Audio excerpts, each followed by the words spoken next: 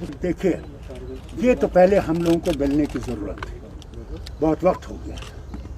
Rumour तो यहाँ हर वक्त चलते हैं, हमें कुछ पता नहीं है, सिर्फ रूमर जैसे आप सुनते हैं हम भी सुनते हैं, मगर हमें इसके ज़्यादा कुछ पता नहीं।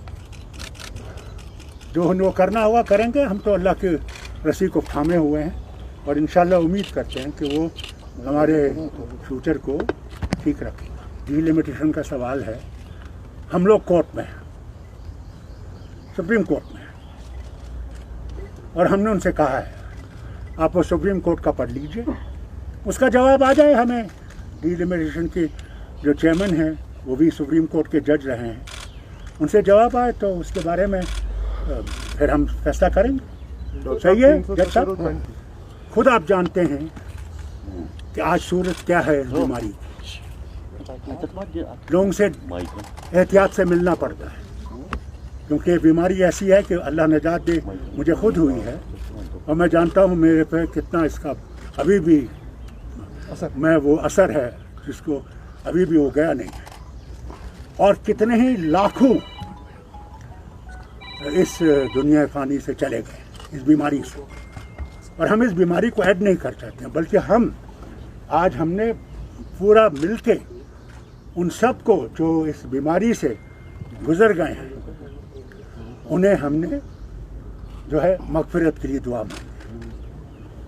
और एक बात जो मैं भूल गया आपसे कहना, यहाँ पे पुलिस का बड़ा ज़बरदस्त दबाव और है, और लोगों को पकड़ धक्कड़ ये वो कर रहे हैं, बच्चों को पकड़ के ले जा रहे हैं।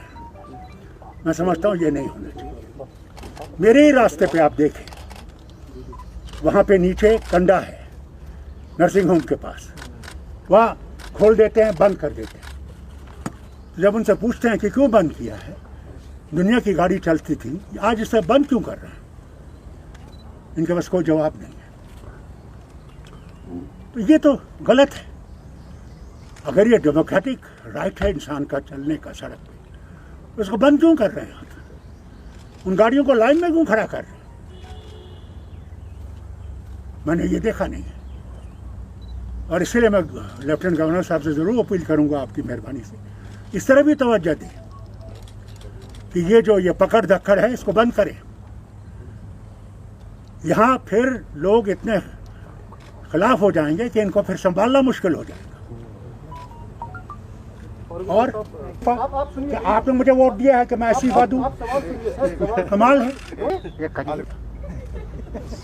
आग में रहकर हमने लड़ना है। मैं आपको एक बात याद दिलाना चाहता हूँ, आप उस वक्त पैदा भी नहीं हुए। मेरे वालिद को जब सऊदी अरेबिया में थे और उनको ये पता लग गया था कि दिल्ली जब वो वापस आएंगे उनको गिरफ्तार किया जाएगा, तो उस वक्त के जो बादशाह जो थे शाह फैसल, उन्हें शेख साहब को ऑफ़र किया कि आप यहाँ रहिए, हम आपको सिटीजनशिप देंगे। उन्होंने कहा मुझे नहीं चाहिए, मैं आग में रहकर मैं उस आग को बुझाना चाहता हूँ। हम भी पार्लियामेंट में रहकर अपने हक के लिए लड़ते रहेंगे जब तक हम जिंदा हैं। या पार्लियामेंट के मेंबर, मुल्क में तो पहले ही अपोजिशन बड़ी है, हर एक पार्टी बड़ी है, आप देखते हैं सब इकट्ठे हैं, कई मसलों पे इकट्ठे हैं, और इंशाल्लाह आगे भी इकट्ठे रहेंगे। तो ऐसी बात तो है नहीं कि नहीं इकट्ठे रहेंगे। मैं सिर्फ हम सब भी यहाँ से इस बदनसीब सरजमीन से ताल्लुक़ रखने वाले हैं, जो भी मुसीबत आज तक आन पड़ी है हम पर, एक साथ मिलकर हमारे आवाम ने उसको झेला है, सामना किया है। ये जहाँ तक सवाल है पार्लियामेंट में जाने का ना जाने का, मेरे ख्याल में ये बहस सब कहीं पर रुकनी चाहिए। जहाँ तक हमारे PhD का ताल्लुक है, we will use every opportunity, कमज़ोर से कमज़ोर तरीन अपॉर्चुनिटी भी हमें मिले, हम उसको खोना नहीं चाहेंगे, मज़ाहिमत कर लेंगे अपने आवाम की खातिर। और एक बात मैं अश्योर करना चाहता हूँ PhD के रहनुमाओं की तरफ से, never ever misunderstand us, and we must convey it to the people of every region, whether it is Jammu, Kashmir, even Ladakh, that we shall be on the side of our dear people who are suffering, who are settled, there is no hope, but certainly we will be on their side. एक बात कहूँगा,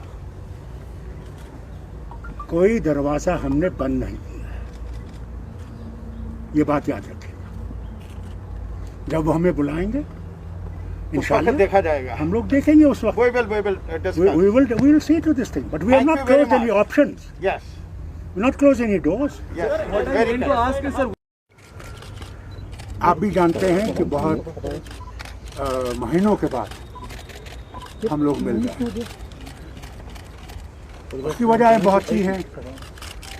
एक तो ये बीमारी जो इतनी ज़बरदस्त फैली हुई थी, और उसके साथ साथ कुछ हमारे लोग भी, का शुक्र है इतनी देर के बाद हम लोग बैठ सके और फिर से एक दफ़ा इकट्ठे बैठ के हर चीज़ पे हमने गौर किया। सबसे बड़ी बात तो ये है कि वी आर कंप्लीटली डिटर्मिन्ड कि जो हमने डिक्लेरेशन किया था 4 अगस्त 2019 में, उसमें कोई रद्द बदल नहीं है। Stand by. दूसरा जो बहुत अहम मसला है इस वक्त, वो इस बीमारी का है, जिस बीमारी ने यहाँ पे हर शोबे को तबाही के दहने पे पहुँचा। कोई भी सेक्टर आप ले लीजिए, कोई सेक्टर नहीं है जो इस वक्त बर्बादी में शामिल नहीं है।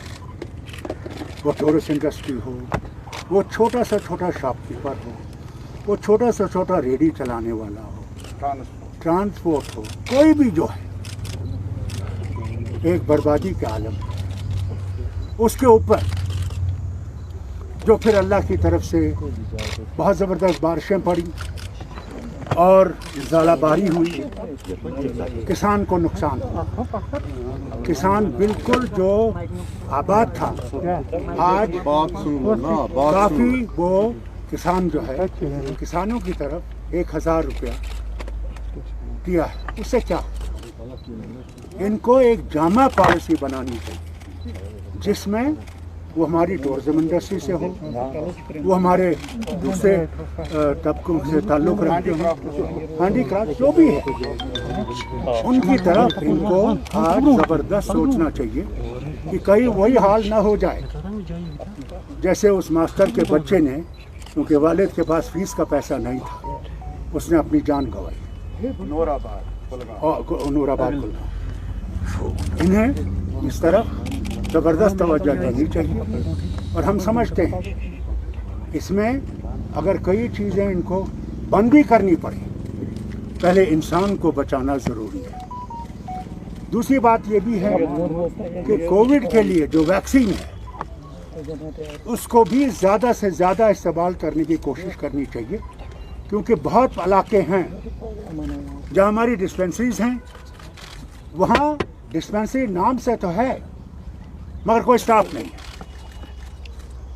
आज भी मुझे जब मौका मिला, इस अस्पताल जो यहाँ इन्होंने DRDO ने खोला है, मैंने वहाँ भी लेफ्टिनेंट गवर्नर साहब से कहा, और वहाँ हेल्थ सेक्रेटरी भी थे, चीफ सेक्रेटरी भी थे, मेहरबानी करके इन दूर दराज इलाकों की तरफ भी तवज्जो दें कि वहाँ पे डॉक्टर है, नर्स है, पैरामेडिकल स्टाफ है, उनके पास दवाइयाँ हैं या नहीं हैं। अगर उनको हम भूल जाएंगे तो वही हाल होगा जो हो रहा है हर जगह। इसकी तरफ तवज्जो देना बहुत ज़रूरी है।